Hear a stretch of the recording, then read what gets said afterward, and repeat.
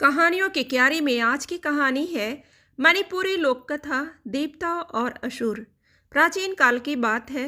उस समय आकाश बहुत नीचे था, इतना नीचे कि स्वर्ग के देवता और पृथ्वी के मनुष्य आपस में बातचीत कर लेते थे। देवों और मनुष्यों में विवाह संबंध भी होते थे। उसी काल में असुर नाम का एक व्यक्ति था। वह देवों की सेवक की पुत्री से प्यार करता था। इस कारण सभी देव उसकी हंसी उड़ाते थे। एक दिन असुर ने देवपुत्रों से पूछा कि आज गर्मी होगी या वर्षा।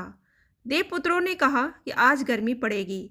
यह सुनकर वह अपने खेतों पर काम करने चला गया, लेकिन गर्मी के बजाय बहुत तेज बारिश हुई। असुर को बुरा लगा, तब भी वह देवपुत्रों से कुछ नहीं बोला। उसने दूसरे दिन फिर मौसम के बारे में पूछा। देवपुत्रों ने बताया कि आज वर्षा होगी। असुर उन पर विश्वास करके खेत पर चला गया, किंतु उस दिन बहुत तेज गर्मी पड़ी। अब असुर समझ गया कि देवपुत्र उसे मूर्ख बना रहे हैं। वह बहुत क्रोधित हुआ और बदला लेने का विचार करने लगा। एक दिन जब कड़ी धूप पड़ रही थी, असुर ने घास फूस इकट्ठा करके आग जलानी शुरू कर दी। इससे ऊपर रहने वाले देव परेशान हो गए। वे असुर से बोले, तुम आग मत जलाओ, हम लोग धुएं और गर्मी से मरे जा रहे हैं। असुर ने उत्तर दिया, तुम लोग मनुष्यों को मूर्ख बनाते हो, इसलिए मैं आग जलाना बंद नहीं करूंगा।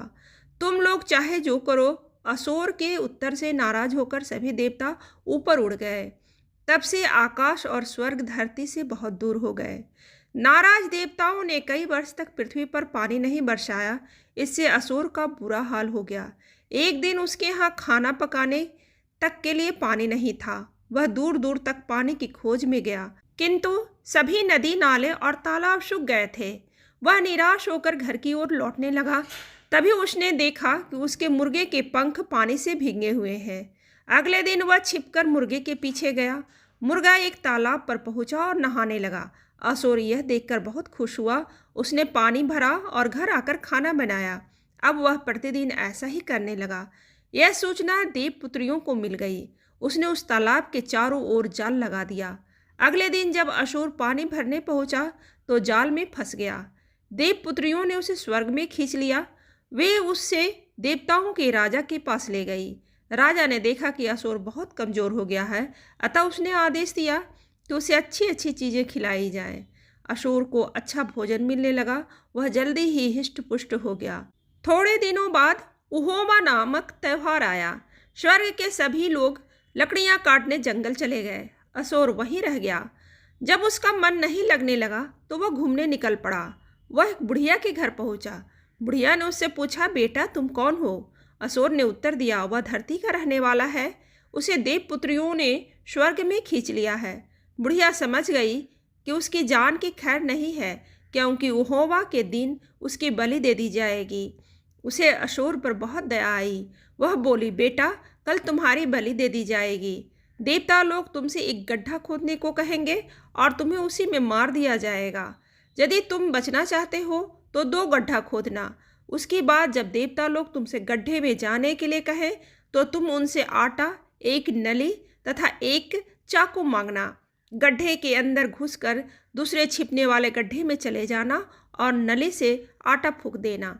देवता लोग समझ लेंगे कि तुम मर गए हो। इस प्रकार तुम बच जाओगे।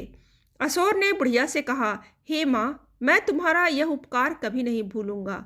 इसके बाद वह लौट गया।